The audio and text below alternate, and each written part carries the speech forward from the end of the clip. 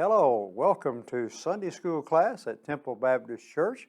We are honored to be with you. We're going to be in 2 Kings chapter 7. We got verses 1 through 15 that we're going to look at, and hopefully this won't take a long time. Some Sunday school lessons seem to be harder than others. Maybe some seem to be a little easier, but I think sometimes it's best just to say what there is to say about it and go on.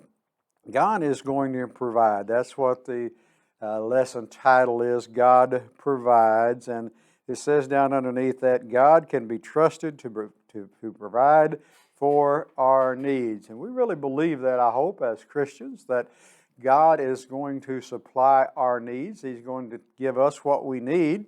The little introduction that they show here in this lesson talks about people are drawn to stories of unlikely heroes. The least talented maybe player on a team scoring the winning run, or a child maybe saving their family from afar. Just the smallest reachable thing can be can trap a person. So we're going to find four men here in our lesson today. We're going to find four men as unlikely heroes. They were shunned, yet God chose them to deliver the news of His provision. Just a little bit of introduction to our context, and of course, 1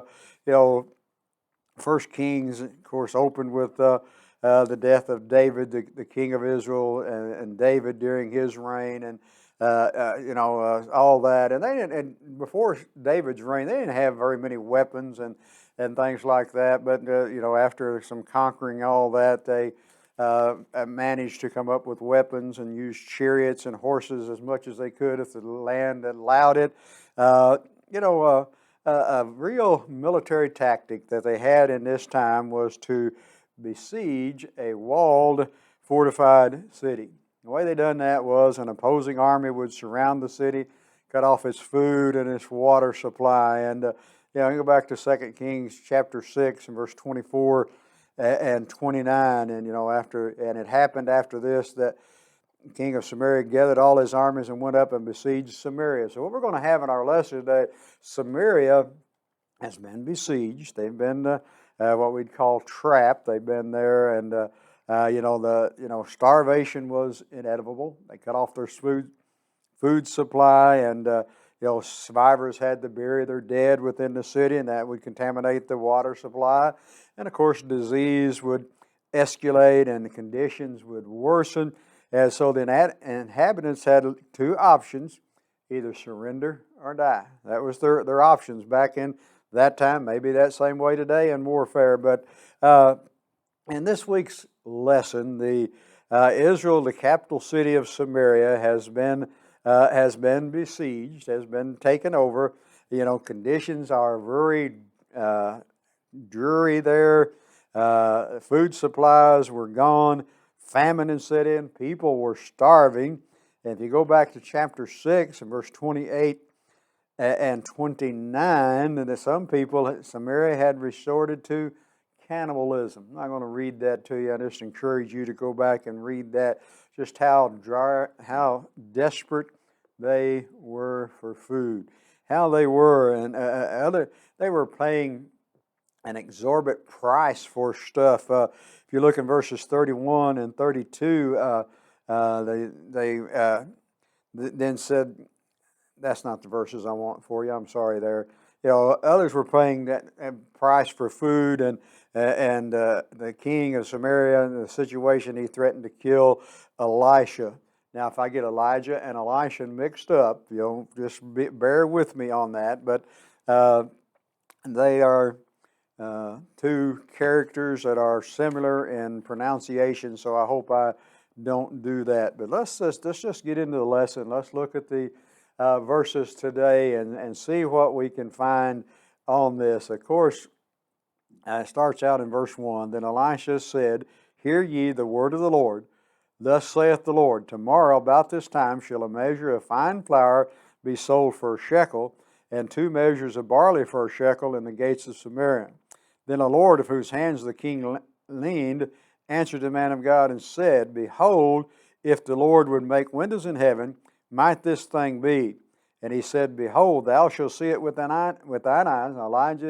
Elisha is talking to this man that's a worker of the king, but thou shalt not eat thereof. In other words, you're going to see it, but you're not going to eat it. We'll get into maybe later what happens there. Hearing the king's threat. You go back to the last part of chapter 6, and the king is trying to get Elijah killed, get his head. He wants Elijah's head. He thinks Elijah's the one that's caused all this, caused all the problems. And, but hear the word of the Lord. He speaks a measure of hope, promising that tomorrow that this is going to happen. And, this guard, or this one that spoke to Elisha there, he's speaking out of his own thinking. He's thinking, how can food really be cheap and plentiful in just 24 hours? And so he did not believe it. So he didn't believe that was going to happen. And I think sometimes we do too. I think sometimes we speak out of our own limitation, our experience, and our understanding. He knew the king was unable to do this. He knew the king wouldn't be able to do it, that the people were suffering. And he thought then, if the king can't do anything about it, nothing can be done. Now, that's the way we think a lot of times, is it? Well, if this can't do it, it can't be done. We forget to rely on God. We forget who God really is. And, comparing Elisha with the king's right-hand men, we see a contrast between them, between scarcity and abundance. Insufficiency versus plenty of food, belief, and ability. Elisha proclaimed that the king's right-hand man would see this as abundant food. The 24-hour thing was going to happen. Elisha was sure of that, but he's not going to enjoy it. So, there we have, our personal and past experience sometimes cause us to doubt the promises of God. And maybe that's what's going on here. They're doubting the promises of God. We'll get to some more verses here. We look at verses 3 through 8, and this is where we're going to find the four unlikely candidates for to be the one that delivers the good news. And there were 4 leopard men sitting at the entering of the gate, and they said one to another, Why sit we here until we die? Hey, what's what we're going to do? If we say we will enter into the city, the famine of the city, and we shall die there, and if we sit here, we die also.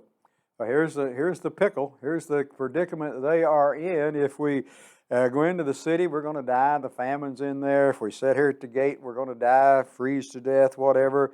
Now, therefore, come and let us fall into the host of the Syrians. If they save us alive, we shall live, and if they kill us, we shall but die. We're going to die anyhow, so let's get down there to the army. And they rose up at twilight to go to the camp of the Syrians. And when they came to the uttermost part of the camp of Syria, behold, there was no man there. For the Lord had made the host of Syria to hear a noise of chariots and noise of horses, even the noise of great horses. And they said one to another, Lo, the king of Israel have hard against us, the kings of the Hittites, the kings of the Egyptians, to come upon us. That was a practice back in that day. If you couldn't whip your enemy, you'd get some surrounding countries, you'd hire them to go in and whip your enemies. And that's what they thought was happening there. And so, wherefore they arose and fled in the twilight, and left their tents and their horses and their asses, even the camp as it was, and fled for their life. And when these leopards came to the othermost part of the camp, they went into a tent, and did eat and drink, and carried them silver and gold and raiment, and went and hid it. And came again, and entered into another tent, and carried thence also, and went and hid it, from feast to famine. Isn't it? Here's these 4 lepers that were sitting outside the gate, that was going to die anyhow. So we go down to the camp area. If they treat us good, they feed us, the better we will be. But to get down there, find that there was no one there at all. And so God had promised that this famine was going to be over within 24 hours. But what the Lord did not really foretell was how he was going to do that. And that's how God often works, isn't it? God often does that. God works in an unexpected way through unexpected people. And the unexpected people here were the four lepers. They were sitting outside the gate. They had a bird's eye view, I guess you could say, of what was going on, and had a seat to it. And they reasoned if they entered the city, we've been through that just in the verses there. If they stay there, they're going to die, likely of exposure, hunger. But if they go to hope or survival was surrender, and maybe they would let them live rather than kill them. So they were willing to take that risk. And so, I think we find throughout the Scripture, we find individuals that seem in horrible situations that the Lord uses for His glory. Remember Shadrach, Meshach, and Abednego? Of course, we do in the fiery furnace. Remember Daniel in the lion's den. Remember Paul and the Philippian jailer. John on the Isle of exile on the Isle of Patmos. Now we can add these four unnamed lepers at the gates of Samaria. These examples, I think, should motivate us to ask when we find ourselves in that awful situation, and we're going to do that, how might the Lord use that in a way to bring Him glory? We need to always be on the alert, looking for ways to God to work to bring about good, even in the most desperate situations. Romans 8:28, all things work together to the good of them that love the Lord. No matter how despaired we are, what's happening around us, we need to look to the Lord. God's timing is always perfect. Our timing is not. God's timing is often perfect. They approach the camp from one direction. These lepers approach the camp from one direction. The soldiers are fleeing from another. Caused them to hear a noise of approaching trumpets, and like I said, they reasoned that they had hired the Hittites and the Egyptian soldiers to attack the camp, so they fled. They fled for their life, leaving behind all their supplies, leaving behind everything. When they discovered the camp and it was but abandoned, can you just imagine, if you will, please, the conversation as they discovered these abandoned tents? Inside they found food, they found drink, they found silver and gold and raiment. Now these four men were desperate, outcast, hungry, and destitute. Suddenly they find themselves full and amazingly wealthy, making multiple trips. They went and hid stuff, didn't they? They went and hid the gold.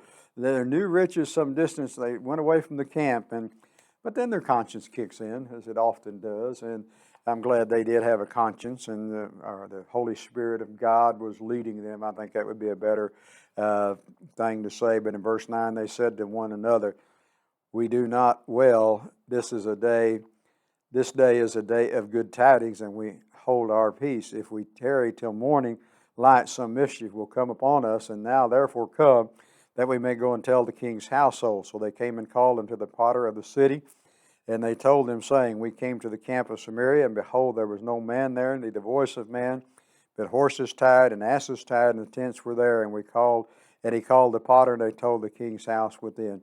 The lepers are, overjoyed with what they find, but they're concerned about avoiding punishment. And we need to be weary of that, God's chastening hand upon His children. Keeping the good tidings to themselves is not right. It wasn't right.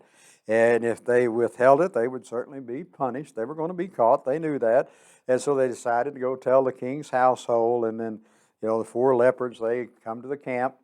They make the announcement at the gate, and the gatekeeper, the one that is there, gets the news. And, I think we see really a biblical principle coming here, for to whomsoever is given, and much is given, of him shall much be required, and to whom men have committed much, of him they will ask the more. That's Jesus' teaching in Luke chapter 24 and 48. As God's people, we are stewards of what God has entrusted us with. We are His stewards, and what He has given us, He intends us to give it up, give us to help others, whether it's education, whether it's riches, whether it's time, whether it's resources.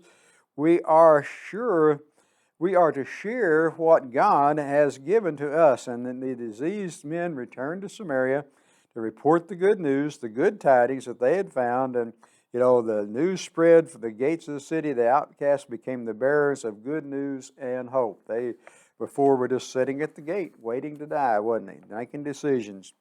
And then we go on, and the king arose in the night and said unto his servants, I will show you what the Samaritans have done to us. They know that we are hungry, therefore they have gone out of the camp to hide themselves in the field, saying, when they come out of the city, we shall catch them alive and get into the city. Now, that's the first thing that you're going to think. That's the first thing the king thinks. Okay, this is trickery.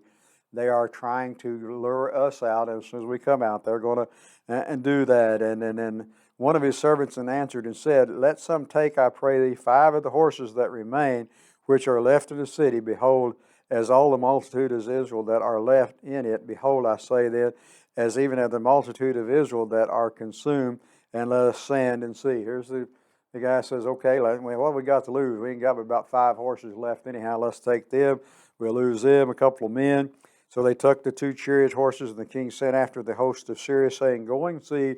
And they went after them unto Jordan, and lo, all the way was full of garments and vessels, which the Syrians had cast away in their haste. And the messenger returned and told the king. Just as the story began with the offering of hope, the next day would be plentiful and cheap. The king's right-hand man, he'd come up with skepticism, didn't he? He said, he said, behold, if the Lord would make windows in heaven, might this thing be? And then the lepers, good news reaches the royal place. The response again is skepticism. This time the king, is certain that it's a trap. He said, well, they're going to trap us. And, this servant again presents this, what have we got to lose type of position to the king. Few horses were left, and death by starvation was looming. They were going to die anyhow, and worse, they just lose a few horses and a chariot, and rather than risking this whole city. And, recognizing the logic, then the king dispatches them and the chariots and horses and give instruction, go and see. And they returned and reported unto the king, and the skeptics were proven wrong. The lepers' report was accurate.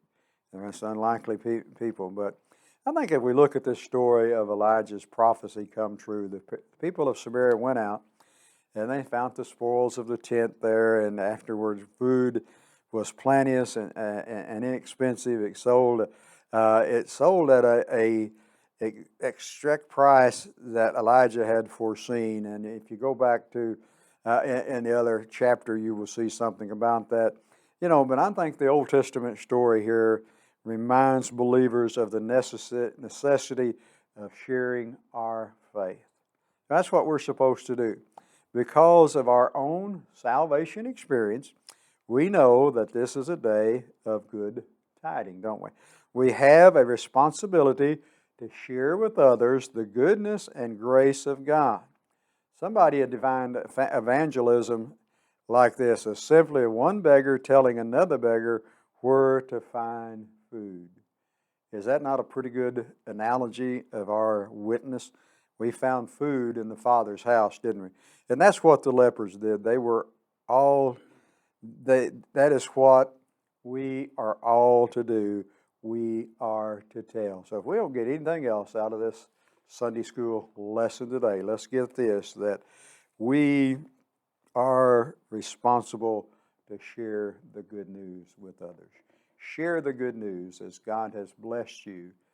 Thank you for being with us. We appreciate it. May God bless you is our prayer.